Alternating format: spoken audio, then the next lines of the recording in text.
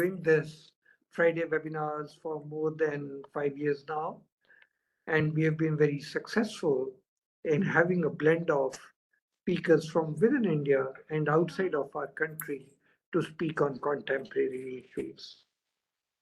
We have done on various topics across this 265 odd webinars. And today we are going to talk on another very important topic. If we are going to be a Viksit Bharat, the role of innovation cannot be undermined at all. And that's the focus of our topic today. To speak on this, I had an opportunity to listen to Professor Sabyasachi Saha, and I was very impressed. And then I requested him if he can do this for us. And I'm so fortunate that he found time, after a long time, he found time to come and speak to us on this. To chair the session today, we have Professor Anant, and I think we all know Professor Anant. He has worn many hats. Let me briefly introduce you to Professor Anant. He's right now, of course, the adjunct professor at the School of Public Policy and Governance, TIS, but he's most popular for being a professor at Delhi School. He's been the chief statistician of our country. He was the member of UPSC. I think those really made him. Everybody came to know about Professor Anant and his contribution into policy making. Professor Anant has also been his PhD is from Cornell, and of course his master's is from DSC, where he became a professor later on. He has also taught at the Michigan State University. His areas of research are very wide: labor economics, industrial economics, law, and economics, and econometrics. Our main speaker for the day, of course, is Professor Sabyasachi Saha. He is the associate professor at the Research and Information System for Developing Countries, New Delhi, since last 5 years. Last 5 years, he has been assistant professor at RIS since 2014 and full-time consultant at RIS year before that. He specializes in innovation economics, trade and technology, international trade, technology, and development policy. He has co-edited 2 volumes published by Springer and has made extensive academic contributions in the form of research articles and policy briefs. He obtained his PhD from JNU and completed his MPhil and MA economics also from JNU. He is recipient of the WIPO Prize for Young Scholars, DAD-funded fellowship of the Government of Germany, and Government of India Travel Award. He is currently the editor of the South Asia Economic Journal, published by SAGE.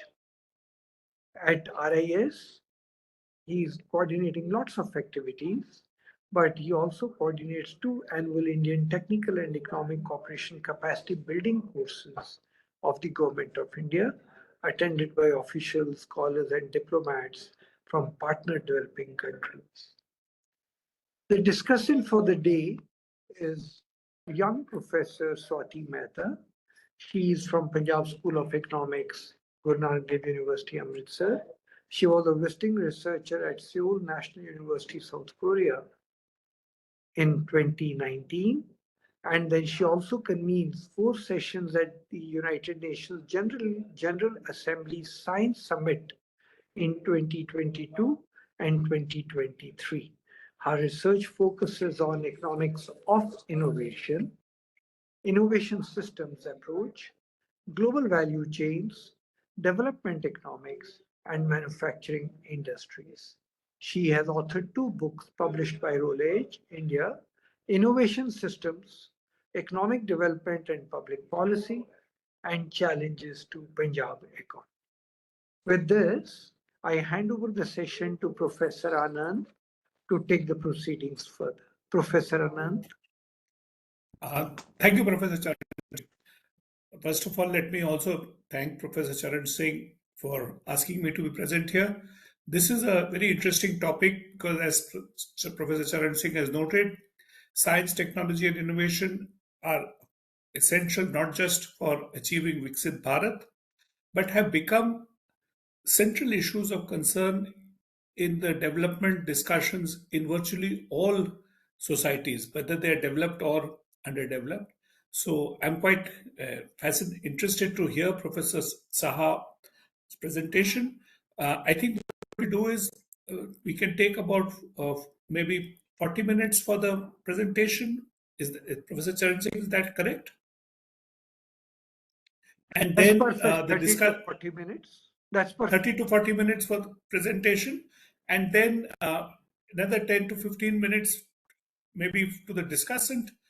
After that, we will have some opportunity for questions from the floor, and Professor Saha, of course, will respond to both the discussant and any other questions, guys. So at the moment, let's stay with this, and then we can adjust accordingly. So if it's all right, I'll request Professor Saha to make his presentation.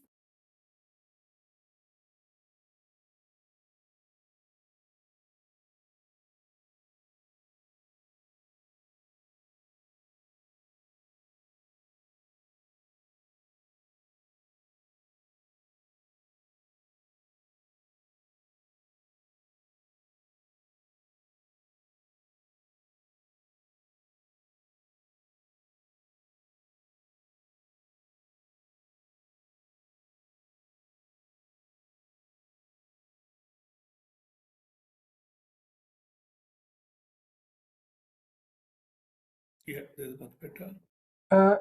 Can you see? Yeah, the slide, the presentation is there. Okay, the presentation is there. The only problem is that I can't see the screen, the WebEx screen. So never mind. Let me go ahead with the presentation. First of all, I definitely want to thank Professor Charan Singh for giving me this opportunity. A very, very kind gesture by him to invite me. So it is not only an honor for me, and he has doubly honored me by also inviting Professor Anant to join us in this session, so that we can have more fruitful discussion. I'm also delighted to have our dear colleague Dr. Swati also joining in this session. Now today, what I'm trying to do is uh, give a broad sweep as well as talk a little bit about the kind of work that we are doing in our team to advance this idea and connect science, technology, innovation with economic growth, with sustainable development and other parameters. Just give me a minute. I'm still having some difficulty managing this thing a little bit. Let me try. Oh, okay. खुला है.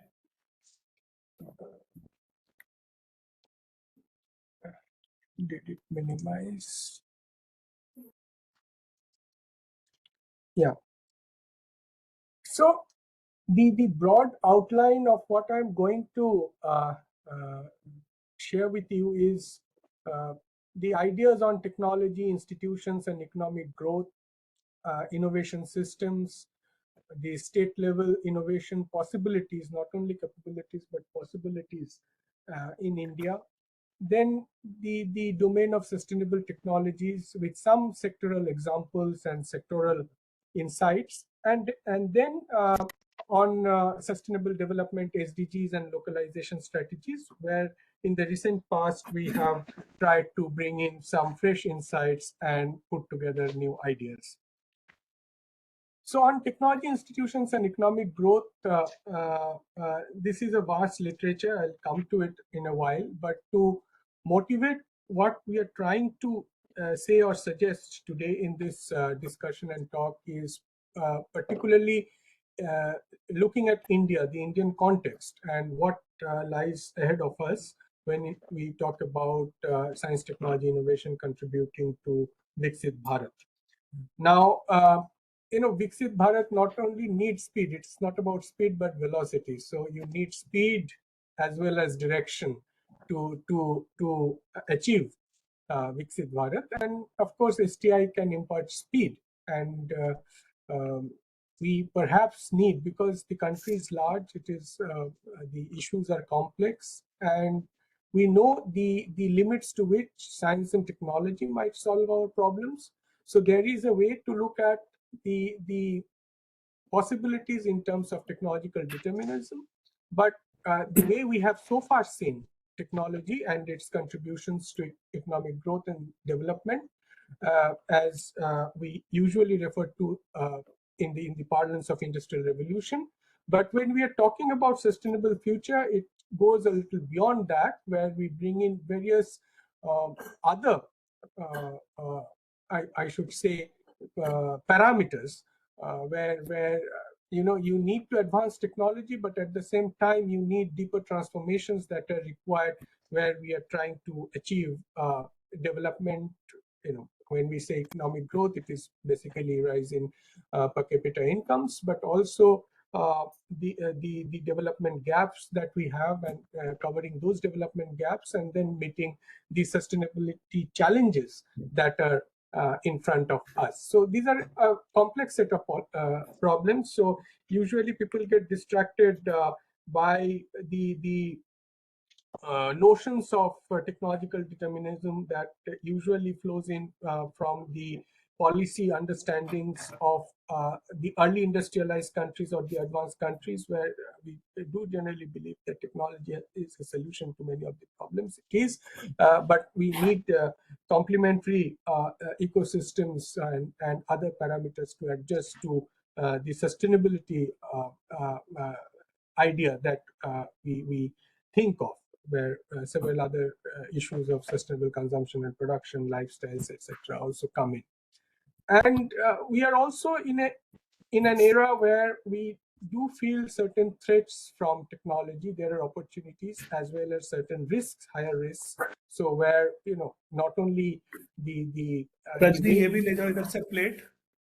way we see human life and or other life forms on this planet, and the interactions among them, all living beings, and also the interaction in the society, human society, all of it might get transformed in a big way if we try to imagine the new cohort of technologies that are coming in the form of artificial intelligence, to the discovery of artificial proteins across fields. And yesterday, the announcement made by Microsoft on quantum computing, ushers in a lot of possibilities where speed would be the essence, and things might change very fast, and we need to have broader understanding both of the opportunities as well as the risks.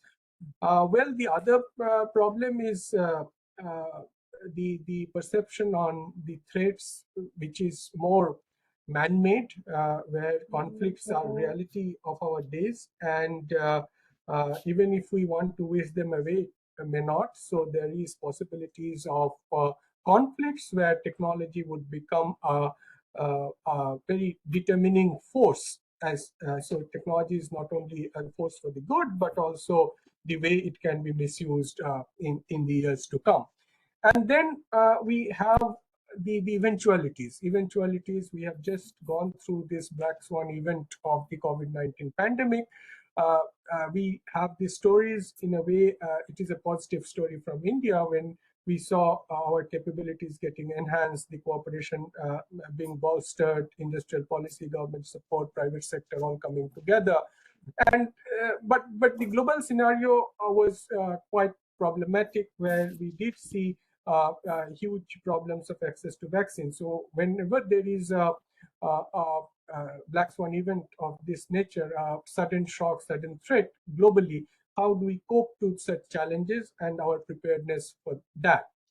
And then when we see the systems that are there for enabling technology availability, access, diffusion, dissemination, whatever, appropriateness, affordability, all of that, and the ecosystems that, because we are in a world where we see the dominance of the big tech. We know the extreme lobbying capacity of the defense tech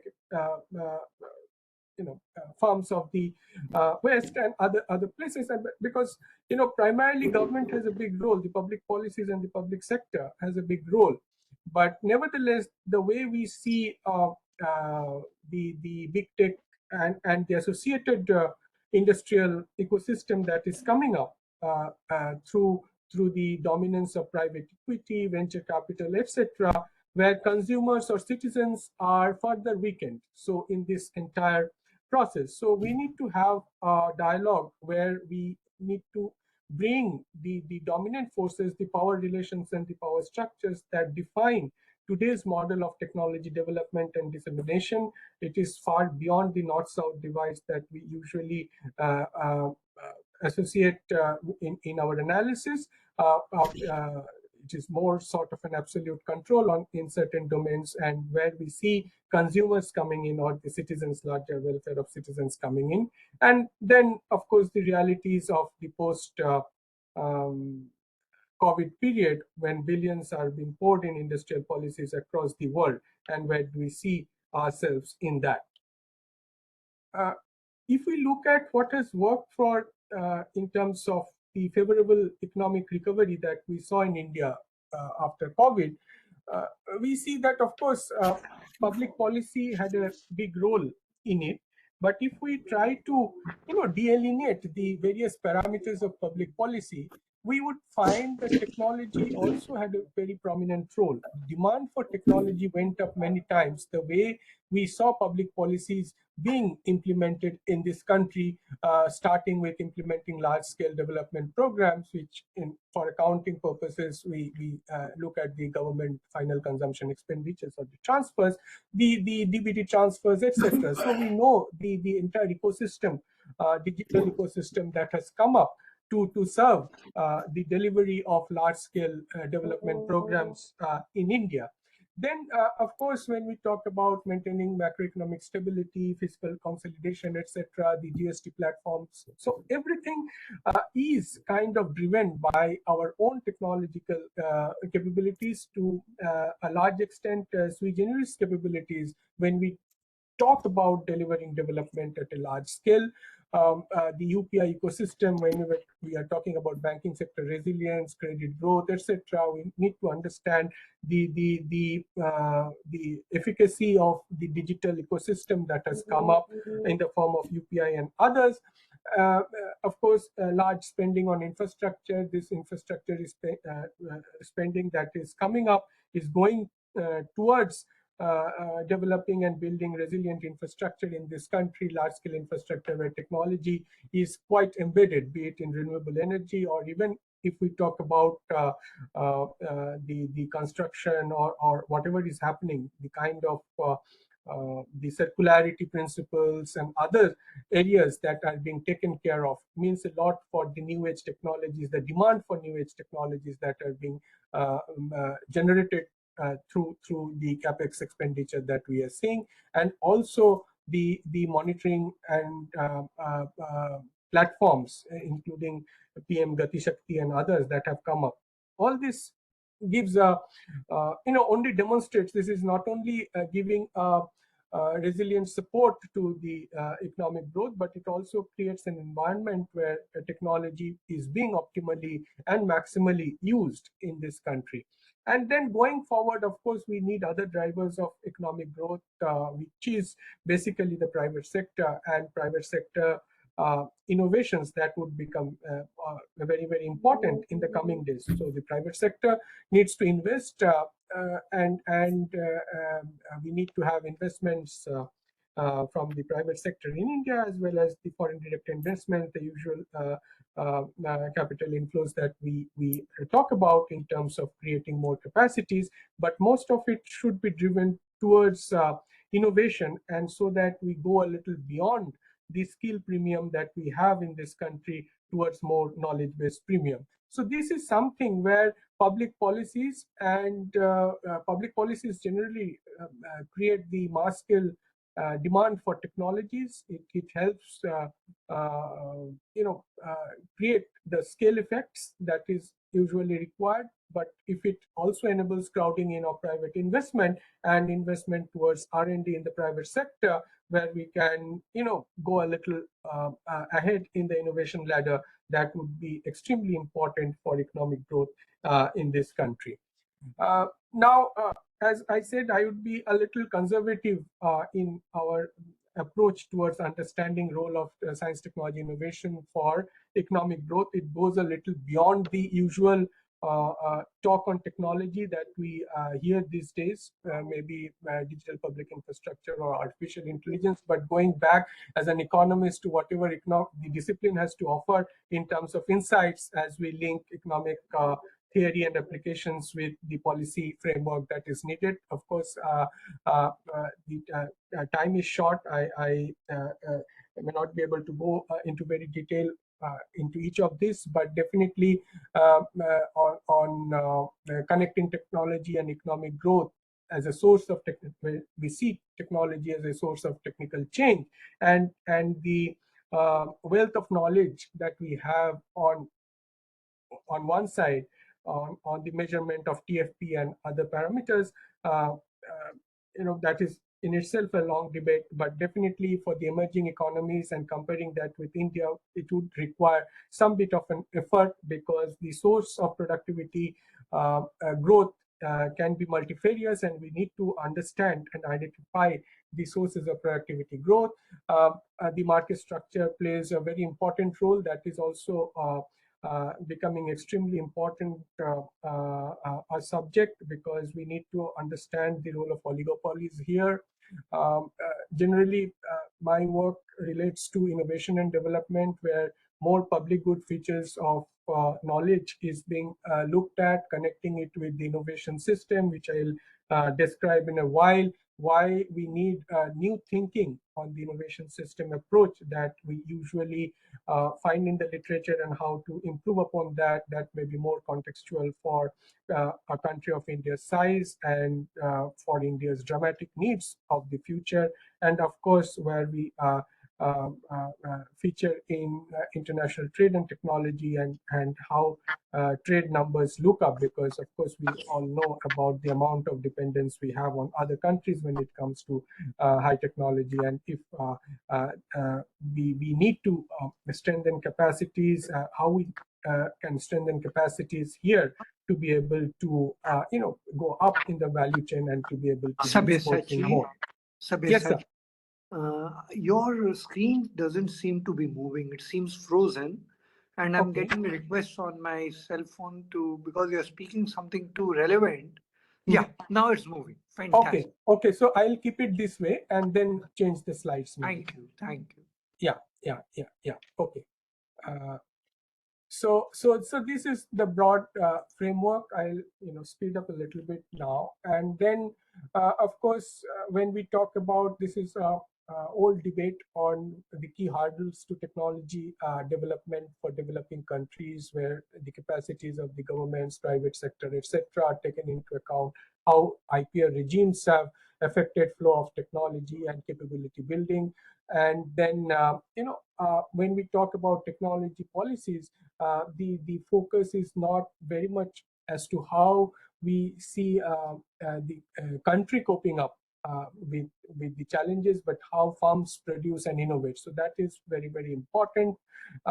And we also need to understand that the market forces as well as factor prices alone are not the determinants, because technologies respond to consumer demands, both present and future, and the skill bias that we have in the labor force.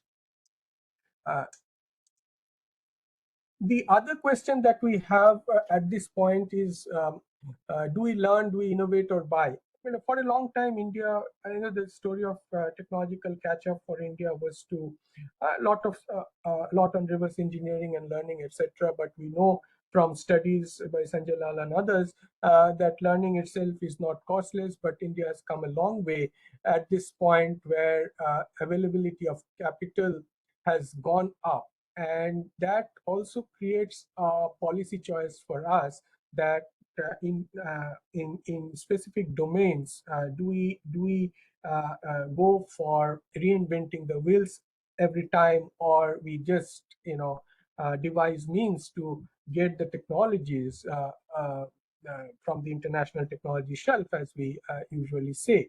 But then technology itself is not final products always, and then there is a lot of uh, uh, discussion on how we look at innovation in the broader sense, when we are looking at the entire process of commercialization and the capacities that is required. Generally, it is not only, even if we buy technologies, you need a lot of other capacities to indigenize and localize some of these technologies, and it is a continuous process, and the policy making should be sensitive towards that. I just one point from this slide, as you can see that, as I just mentioned, that technical change in developing countries in many cases is skill biased, and that is a root cause, as many of you would appreciate, for the rising inequalities that we see in developing countries, because technology in itself creates that technical change is a skill biased process.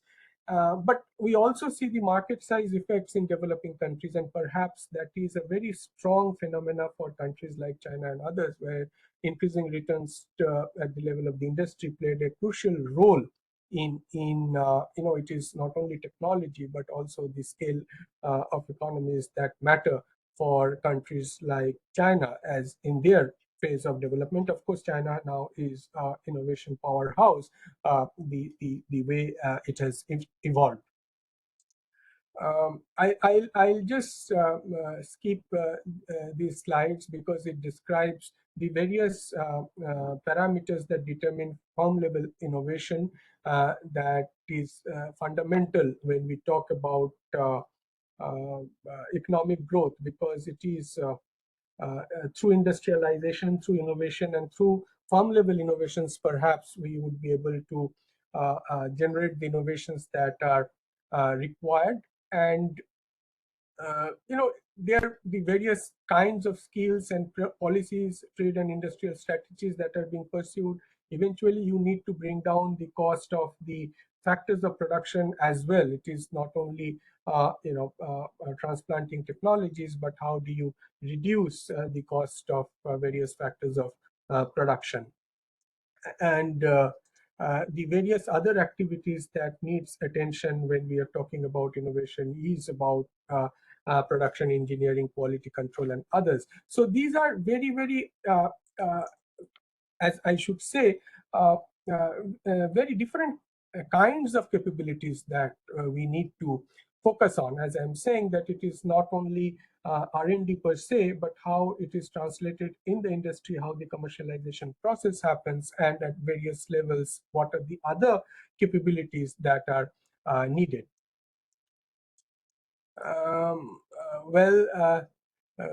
There are other theories as well, how countries usually come up with innovations. One of the stronger theories, as propounded by Rosenberg, was to induce to innovate, because he gave examples of how when you come up with a complex set of technologies, it doesn't matter where you belong in the income ladder, but you are forced to innovate certain other other technologies that would support. And he gives examples that when you increase the speed of a variable a vehicle, you definitely need strong brakes. So the requirement of brakes come up as we increase the speed of a vehicle, and so for loudspeakers you need stronger amplifiers. So this is what he observes in his paper, but it holds true today itself, today as well. So when we are talking about complex technologies, it is not just one technology, but we need a wave of technologies around that, which is perhaps the capabilities we need to determine from that perspective. As I just mentioned, where do I just got these numbers done? We are looking at it a little carefully now in the last, between this includes the COVID period between 2019 and 2023, how the high-tech products, the trade in high-tech products from India look like. It is basically based on the SITC classification of the OECD that we have in terms of the high technology product categories. And we see that some sectors did register during this period higher growth in export, including aerospace, scientific instruments, armament even. So some of these sectors do hold potential, but across the board there is positive growth in terms of exports, and the growth in exports is higher than the growth in imports. That is a slightly encouraging sign, but I am planning to go a little deep into these products and find out where exactly our advantages lie, and that may help in the policy recommendations that is required. Coming quickly to innovation systems, as I said, that beyond the industrial organization and the economic growth theories, which gave us certain framework of R&D and innovation, the later approaches on systemic approach to innovation become very important, because it is not a linear process. It is not lab to market straight away, and you need the capacities around it. And it became a little popular in Europe, because of course Europe was also playing the catch-up game with US at that point. So the capabilities in terms of economic, political, social institutions, which included the financial system, the financial markets, as we know, the shareholders determine the direction of innovation and technology development to a large extent. The labor market effects, the culture, regulatory policies, etc., all has a definite role when we are talking about innovation. Then, of course, for a long time, we know that for the early industrialized countries during the earlier industrial revolution phases, R&D and then translation to commercializable products, marketable products, etc., was thought of as a more or less linear process, which gives an indication that those were the first set of ideas that came around on R&D and knowledge production. Then in the second phase, as I just mentioned, the national innovation systems and those kind of ideas came up, followed by regional innovation systems, sectoral innovation systems, and others, but mostly having an European origin. And then, of course, recently we have the third frame, or the transformative frame, because the sustainability challenges are higher and we need to go past the bottlenecks that we see at this point. I am not going to explain the various kinds of failures in innovation policy making that we see. It starts with market failure, then we have the structural system failures. I've drawn this from some of the important papers in the literature, and then the transformational system failures, and then a lot of other bottlenecks that authors have identified in terms of the capacities in institutional governance and the path dependencies that we see. So it is, we need to have a closer look at some of these bottlenecks which affects us equally, and we need policy solutions to overcome those. When it comes to the sustainable development agenda, by and large, we need to have something that is contextualized in a country of India's size and needs, as I've just mentioned, because whatever we may say in terms of there is another strand of economics where we talk about agglomeration economics, etc. Because everything that we try to do in terms of innovation systems, it definitely has a self-selection bias, and also the kind of externalities that they generate. And eventually, if we try to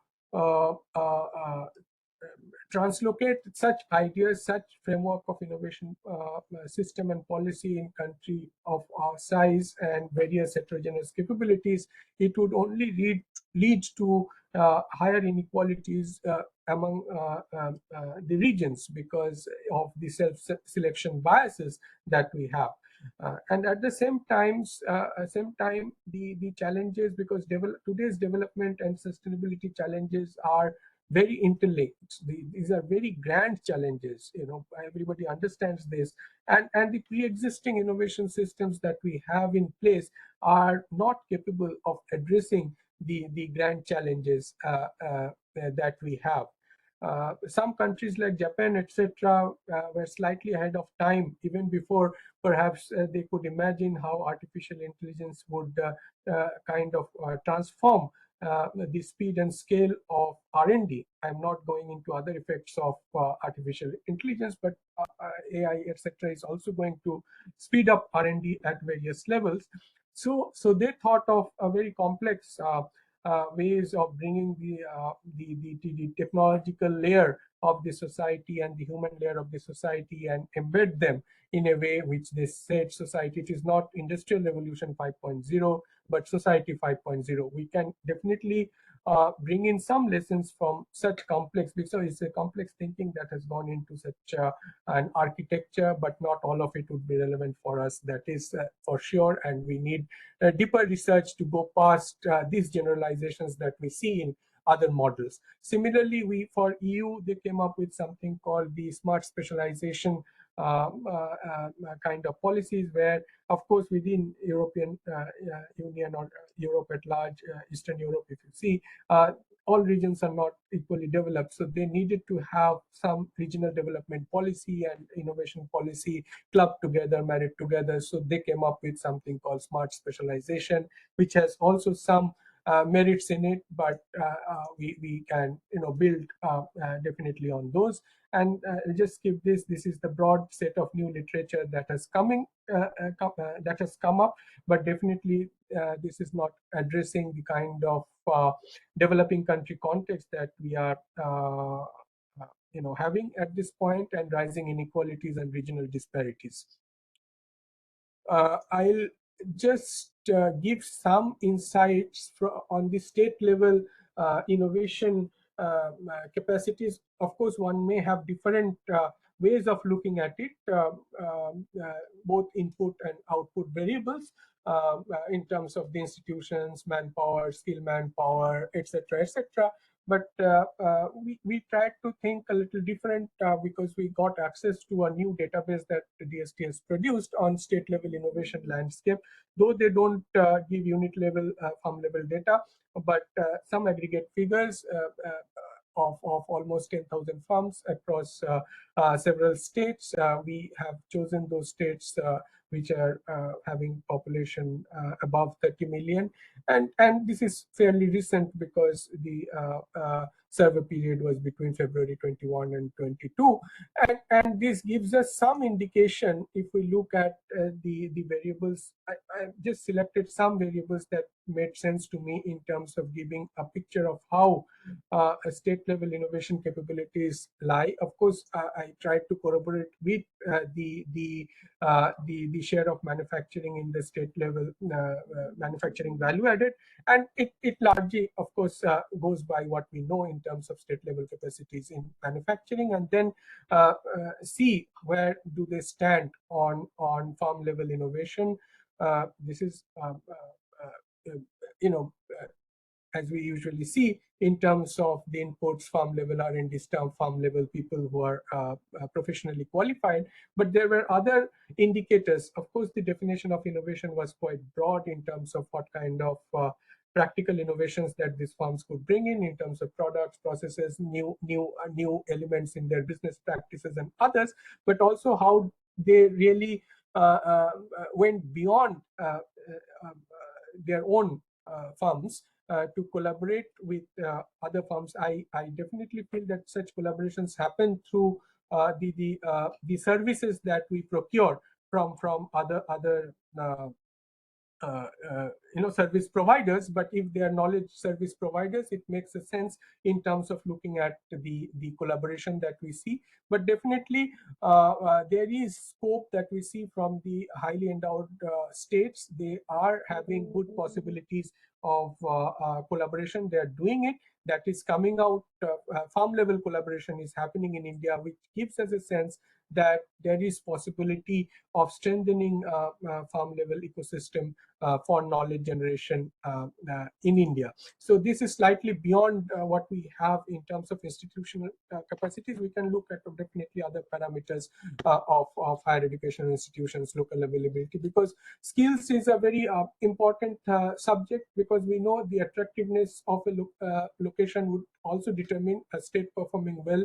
Innovation would also attract skilled labor force from other states. So then you need to have a nuanced understanding of how you go ahead with strengthening your ecosystem. And then I'll just skip this section where I had some detailed slides on sustainable technologies and sectoral insights. I'll just give you a broad idea as to what I wanted to bring this, because if you look at some of the, because as we know that in usual, more popularly, we refer to some of the other sectors when it comes to technology development and others, pharma, we are good at chemistry. Now other sectors have come up, as I just showed you through the table that I had on trade. But we need to have some greater effort when it comes to looking at the emission intensive sectors in this country. Take it, for example, steel, cement, coal. We are like the second producers, though we are behind China. We are a distant second globally, but on steel, coal, etc., we still are the second largest producers globally. And what do you know? What do we do with the processes that are involved in these industries, and how do we put in the R&D efforts that are required? The CCUS technologies are one of the solutions, but currently the R&D landscape in India doesn't look good. Globally, it has a huge potential. The numbers in terms of investment would definitely go up in the coming days, and the capacities also would go up. But we are also in the coal sector. We are moving from we are moving towards the critical unit, and a lot of it has been commissioned by now, which is a positive. Supercritical units and critical thermal units, that, as we say, the coal gasification and others.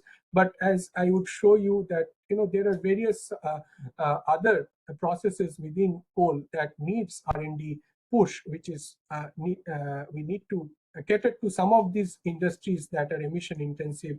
Similarly for steel and others, the investment so far remains quite suboptimal in this.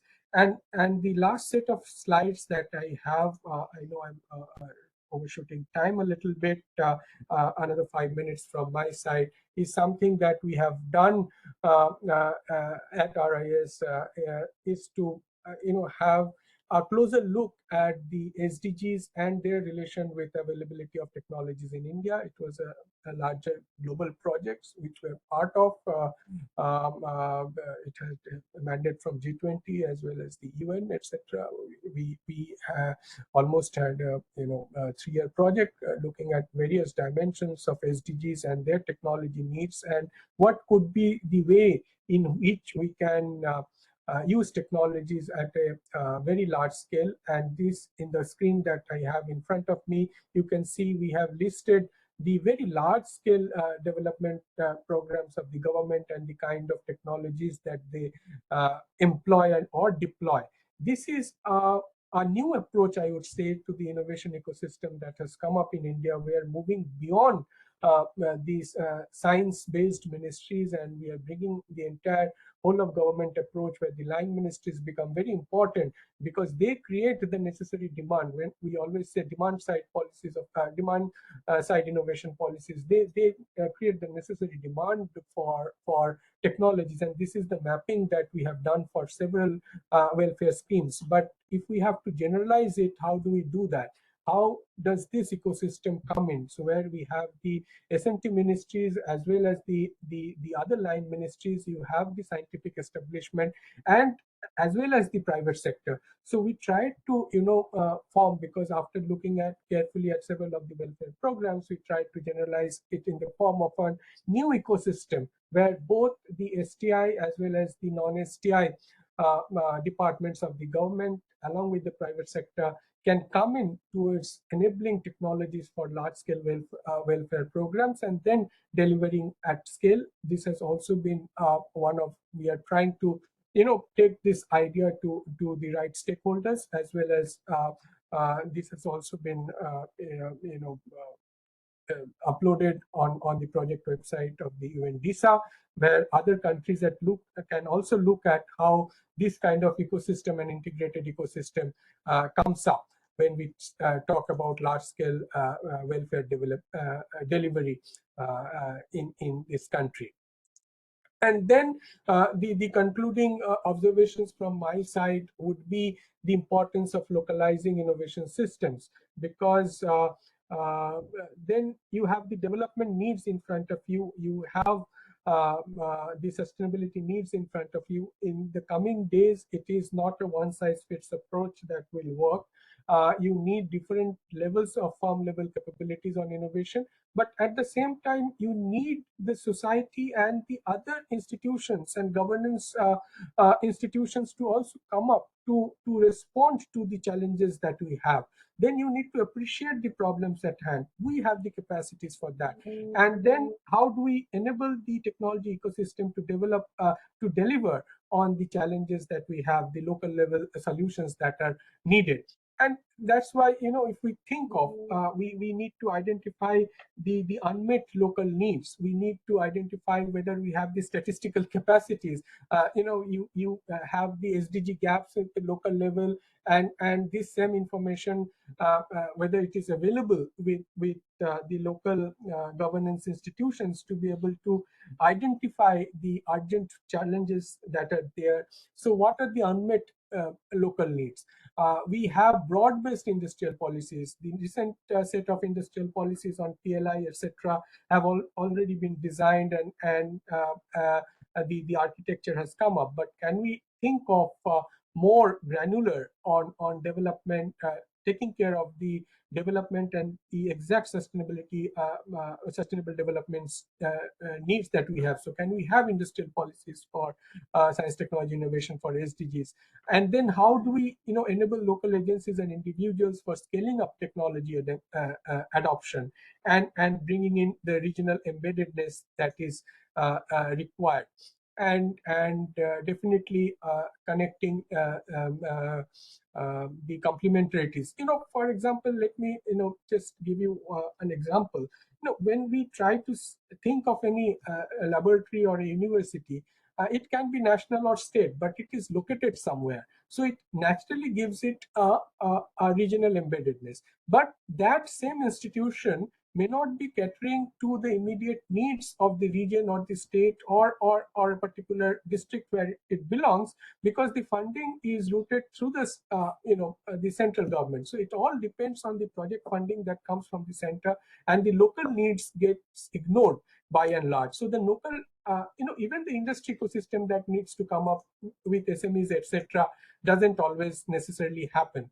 While we were trying to conclude this project, we gave a broad framework on how localizing innovation systems could be possible in India, and what kind of policy levers that we need, how we enable local agencies to come up with data capacities, how we entrust some institutions that can deliver on these responsibilities, and more importantly, how we enable the local stakeholders that are there in the private sector, not only the firms or the SMEs and others, but also the social enterprises, which are also quite important these days, on social enterprises and startups, which are very important in terms of enabling or strengthening the ecosystem. So my broad conclusion is, of course, we need to have a systemic approach to the innovation landscape, but also we need to go local, and for that we need to have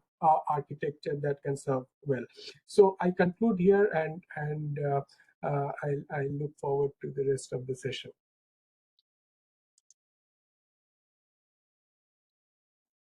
Thank you, Dr. Saha. You have really covered a very wide canvas in the course of your presentation. It is a very challenging topic to take up. Uh, may I now request Dr. Mehta to make her discussant's remarks? Thank you very much, Chair. And at the outset, I am feeling really privileged that you are chairing this session. So it's a great honor. At the same time, I'm really thankful to Professor Charan Singh ji, who has given me this opportunity to actually talk here amongst you all on a very important topic, which very beautifully and very insightful things has been presented by Dr. Saha.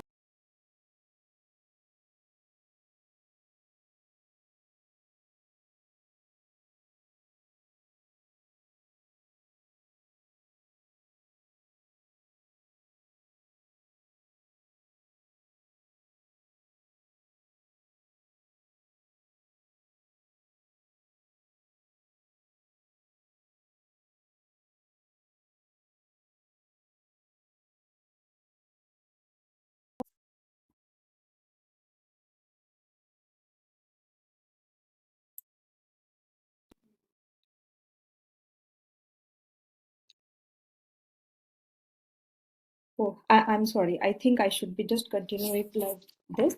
And I have also sent an email to Professor Charan Singh's email. So if it is possible, that would be a great help. Anyways, the thing is, about the topic which Dr. Sabyasachi has taken is very important and apt at the time when we are looking and India aspire to become a Viksit Bharat by 2047. The role of science, technology, and innovation, in a sense, is age old. As we just go back to the work of, say, Adam Smith, where they, in their famous pin factory process of manufacturing, and then they say that you need to specialize in order to just grow fast and in a more efficient manner. But over time, we have been actually noticing that even the theories have actually matured from exogenous to endogenous growth theories, and therein after some time the national innovation systems approach come in. But during 1980s and 1990s, specifically in 82, a very important book by Nelson and Winter, 1982, it came up on evolutionary theory of economic change, and they just focus on the process of growth, which is evolutionary, in the sense it just grew over time through a learning process, which itself is complex and time consuming. And when we talk about the innovation system, which Dr. Sabyasachi has mentioned, and the work of Professor Lundwall in that, he just tried to focus specifically on interactions and learning in order to just make the maximum out of investment in science and technology and converting it to innovation.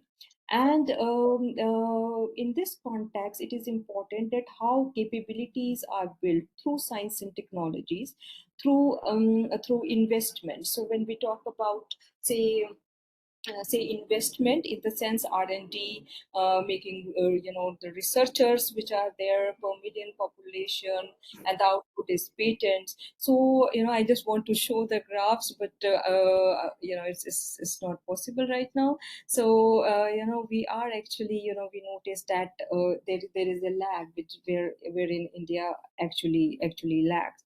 So apart from that, I've during your presentation, you just talk about that science, technology, and innovation, and just try to match up with sustainable development goals. To my mind, I was just thinking that these sustainable development goals could be another, would be somehow would depict the quantification of innovation systems, because innovation system is very broad. They just focus upon different actors, and that actors in an industrial setup could be firms, entrepreneurship who just wanted well, but apart from that, different organizations. And in organizations, we just notice the role of educational institutes, training institutes, the industrial associations, etc. So these all things are actually there. And uh, but the quantification as such is actually difficult, but you just try to focus on this. And apart from that, wherein if you just try to understand that where India is and try to focus on certain sectors, say pharmaceutical. In pharmaceutical, India has actually evolved over time. We are actually good in generic, but at the same time we have also upgraded into manufacturing of specialized medicines, which you have actually mentioned during your presentation. So that was a transformation, and it has occurred um, over a long period of time. And in that context, if we just try to understand that what is the process of upgrading of an industrial sector, or upgrading in the global value chain, so that is actually quite important. And uh, yeah, and I'm just checking in between if I could just find the button to, share the screen, but I afraid it's not. So, just try to tell a little bit about the process of upgrading from from the global value chain perspective. I just want to lay that, you also mentioned about we need to understand it from the perspective of the countries who have already developed. And taking the case of electronics, global electronics manufacturing sector, where right now India is also trying to aspire, it has been focusing a lot to actually make a dent and to enhance the participation in global value chain. If we just notice that during 1950s, Japan was at the frontier of electronic manufacturing sector. But what happens is they just try to find out and locate the areas where they could find a possibility of manufacturing them at a cheaper rate. So what they did is they just moved into the neighboring countries like Japan and Taiwan, which created a window of opportunity for Japanese and Korean firms to actually, come up with that production process. So initially, how they have started, they started, yeah, thanks a lot. Yeah, so can you just move forward? I just want to, yeah, please. Yeah, I'm so sorry because of this mismatch, but if you may allow, I just want to just a very fast, I will be telling you this about there is disparity that how India, China, and this is about the output, innovation output. And patents are a very important component which we actually take in terms of innovation output. We could just see the difference. China is way ahead and India is actually just coming a little bit started, we could say. Can you please go forward? Next slide. Yeah, so this one is for per million, people, and here we could just see this is the R&D development expenditure. Again, innovation input goes into this. We have seen that Israel, South Korea is at the frontier. India is actually very low, even less than 1%. And this is from the policy perspective. I think there is a need that this investment should go up till say 2 to 4%, so that we could just compete, because we aspire to actually just match up with the perspective economic growth over time. So this is what is required. Kindly just move forward. Next slide. Yeah, so this is about the number of R&D researchers per million. Again, South Korea is having the maximum number, followed by Sweden. China is way ahead because of the high population. Their per million people used to be a little bit lower as compared to other, but in total number, they are still huge number as compared to India. So next, please.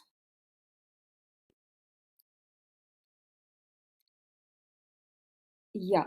So if we very briefly just coming to India, we have actually seen that R&D expenditure as a percentage of GDP is very low, as I have actually told right now. But in terms of absolute number, we have actually been increasing. This means that as the size of the economy goes, our contribution or focus should be more diverted towards R&D, so that we could just match with the aspirations and the aim which we have fixed. Kindly go to the next slide. Yeah, so this is important in India. DRDO, have the maximum R&D spend there, and this is very interesting because in the defense manufacturing, India is actually trying to focus more and try to just go in for import substitution. And in the recent past, we have seen very promising product and manufacturing is coming up. We have actually seen the Republic Day parade, where all the big this equipment which India has made is shown, and that is something which should be it's give very positive thing. We have seen Tejas, HAL has manufactured that, Arjun battle tank, INS Vikrant, BrahMos missile, although with the collaboration of Russia, but actually this is a promising sector. So my take is this: if we just focus on certain sectors, followed that how it should be growing, that would actually be more helpful in meeting the aim of say Viksit Bharat. So can we go to the next slide? Yeah, so this is important, as Dr. Sabyasachi did mention that in India the private sector investment in R&D is relatively low, and this is depicted here with the graph. We could just notice that in India the government spending in R&D is relatively higher, around 50% or more, as compared to the private sector. So this means that there is something entrepreneurial system needs to be improved, or they should be making more competitive, or things like that. That this here the policy making should focus. So I just want to know what Dr. Sabyasachi wants to say about that. What probably is lacking herein, and private sector is not coming up much in the much needed manner. So can we just move forward? Next slide, please. Yeah, so this is a comparative thing. This, very quickly, this blue portion in these bars are actually shown the contribution in R&D by government, and the red one is by the private sector in different countries. So we could just very easily see in US, in UK, and also South Korea, about 70% is done by the private sector, whereas only the blue bar is higher in India. It's around 50% only in India, but comparatively, that this actually shows the difference. What is actually is visible on the ground. So please next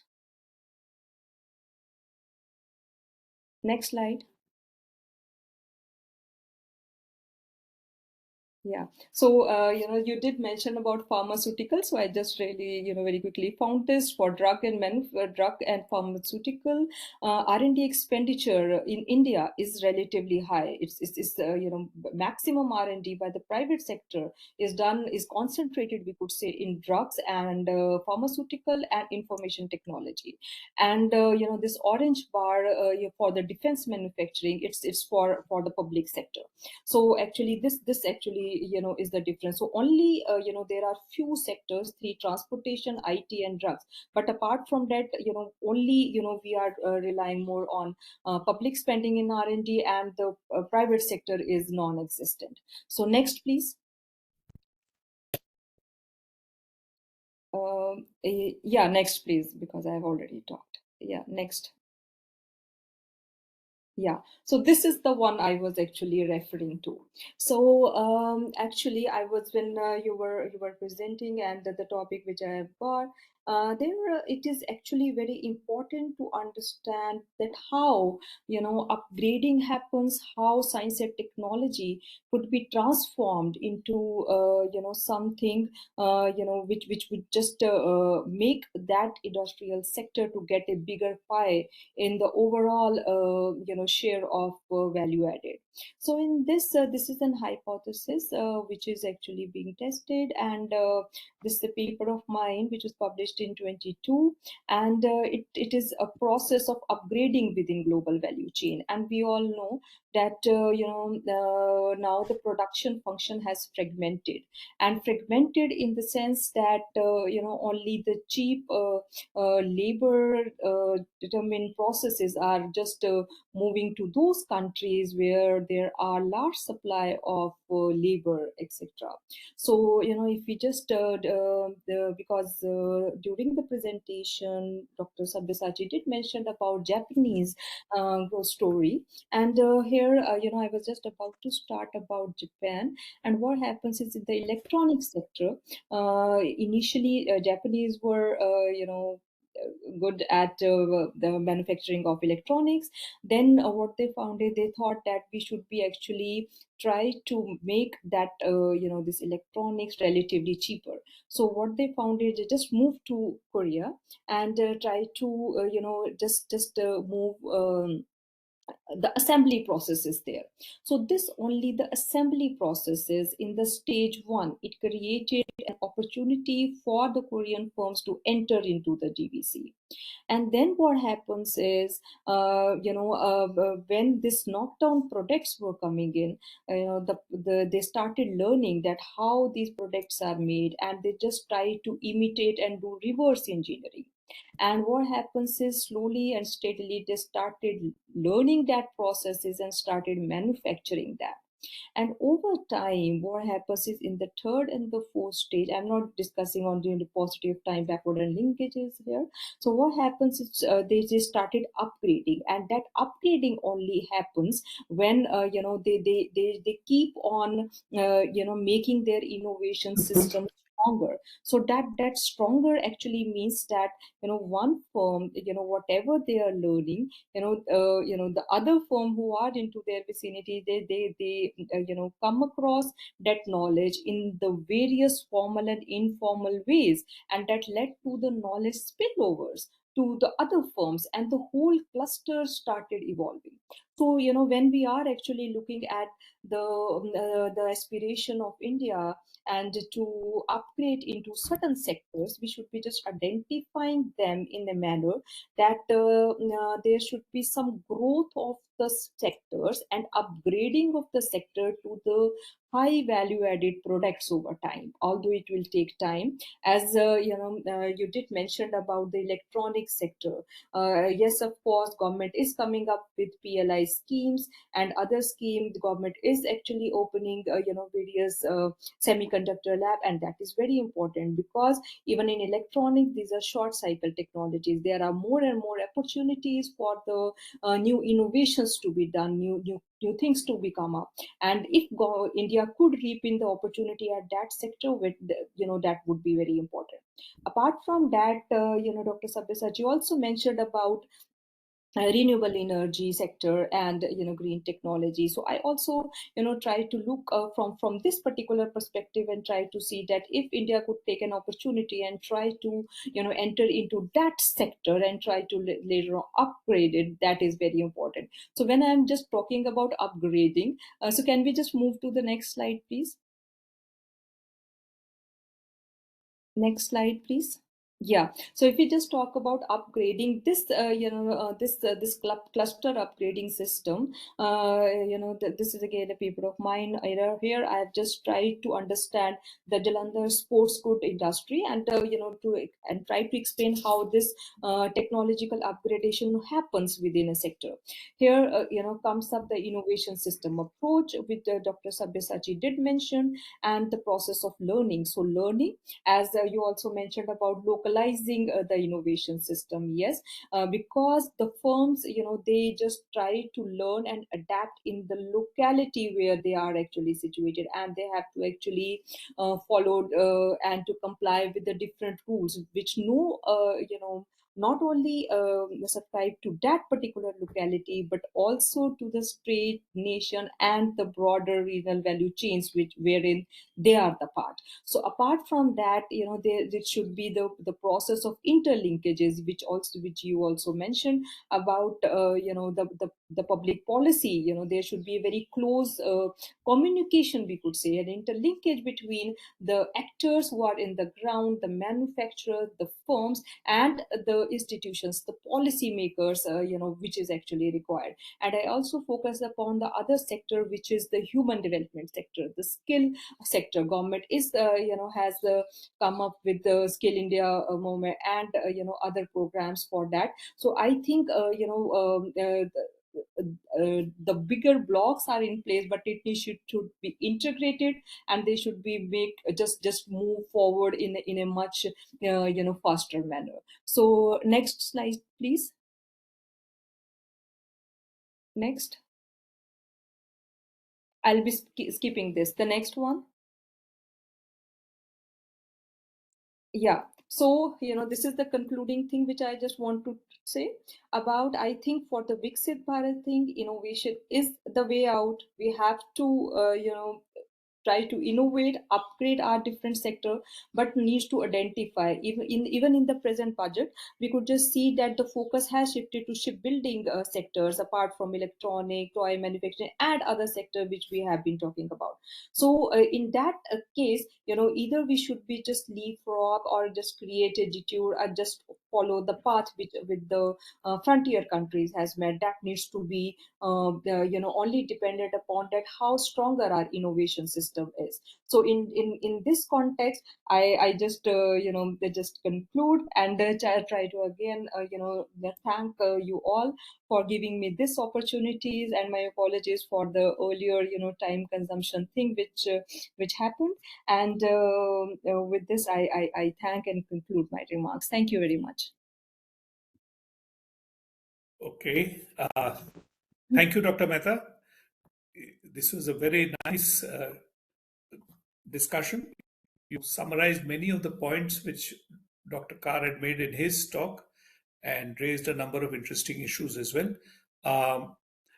We are running behind schedule a little. Before I give the floor back to Dr. Saha to respond to you, is there anybody with questions, comments? If you put it in the chat, I think people would have seen them. But if there's a specific question which you want to address to Dr. Saha, please feel free to raise it. Otherwise, I'll give the floor back to him.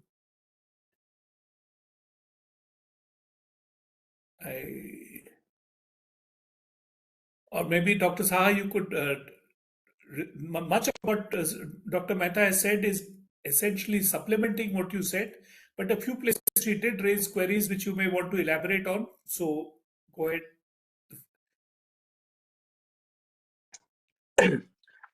Thank you, sir. Yes, I just want to respond to a few things that Dr. Mehta has rightly pointed out. First is the entire discussion on the GVCs.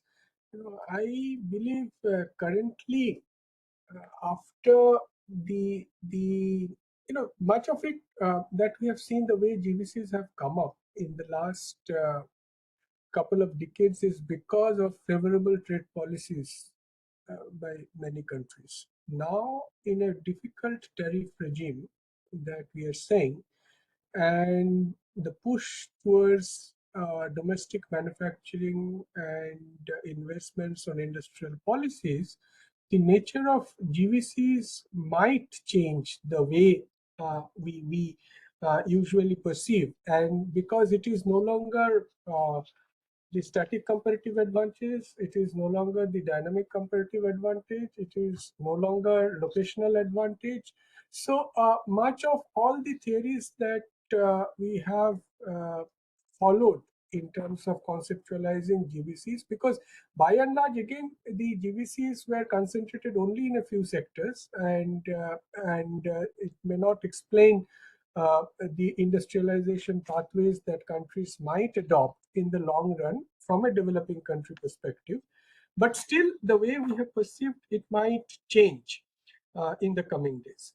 The second important point that she has raised is about the very suboptimal private sector R&D that we see in India, and that is what I tried to indicate in my second slide, where I said that government in India is very important. Now, government is important because our R&D statistics shows that it spends the largest share. By some accounts, of course, the private sector R&D has come up in the recent years. It is no longer like earlier used to say that 2/3 of the entire R&D expenditure in the country was by the government. But now, private sector R&D has come up a bit. But I did try to indicate that it is beyond R&D that government is doing currently in terms of pushing technology. So you need an we see an ecosystem which is much beyond the scientific ministries. It is the demand created by large-scale implementation of the development programs, and which needs a closer look as to how public policies are enabling technology development in this country. And definitely the private sector has to catch up. And how it would happen in a difficult, it is all capital at the end of the day. So how the dynamics plays out in the event of capital flight out of the country, perhaps, and the cost of raising capital from the commercial the cost of raising commercial capital and reinvestments by the private sector, etc. It's a complex thing, except for the element of venture capital that we have in this country. But large corporations, given the debate that we have that the profits are rising, but commensurate increase in R&D expenditure is not happening. So that is something that we need a larger macro policy approach in enabling the ecosystems. Just creating tax benefits for the private sector may not work in encouraging private sector R&D. From the perspective of the literature that we have at hand to fall back on, be it the evolutionary perspectives on innovation development or learning and catch up, as I just mentioned, that learning itself is a cost-effective process, and how the Indian industry in Dr. Swati gave examples of pharmaceuticals and electronics, which are the most studied sectors in the Indian case, where the technology development pathways have been more closely looked at from know-how to know why, how things have evolved. And I try to draw attention to some of our needs in the other sectors. That's why I brought in the areas of circular economy, the emission intensive sectors where there are critical technology needs, and we need to fulfill those gaps that we have to enable the capacities for Viksit Bharat. Because if other countries are going ahead in investing, even in piloting technologies, and we are falling behind, that is a serious concern. The third point, I'll just point out one rider on patenting, perhaps, which we discussed in our team, and when we are trying to draw out the number of patents granted and compare with other countries. If we look at some of the OECD countries that are usually in the top 10, and India is also in the top 10 now, and then China, etc. In India's case, still the non-resident filing is higher. The non-resident grant is higher, which is not there for the other countries. So definitely domestic capacities for innovation needs to go up. And my last comment is on the SDGs. And the research work that has happened so far, one important piece of research has come out from UCL London, who have tried to show how SDG needs and investments in R&D can be mapped in developed and developing countries, and it clearly shows a disconnect. So in the developed countries, R&D investments are not aligned with the SDGs, and in developing countries, whatever little R&D investments are happening, they are catered towards the SDG needs, the immediate SDG needs that we have if we look at even the social sector indicators. But I tried to imagine another layer of the problem, and that is where I tried to imagine this localization idea and the ecosystem that needs to come up, because India is a country of huge regional disparities, and the pockets of deprivations also are aligned with the regional deprivations that we have, and how to connect, because farm level innovation is one thing, but beyond farm level innovation, you need to have capacities in the non-STI ecosystem as well.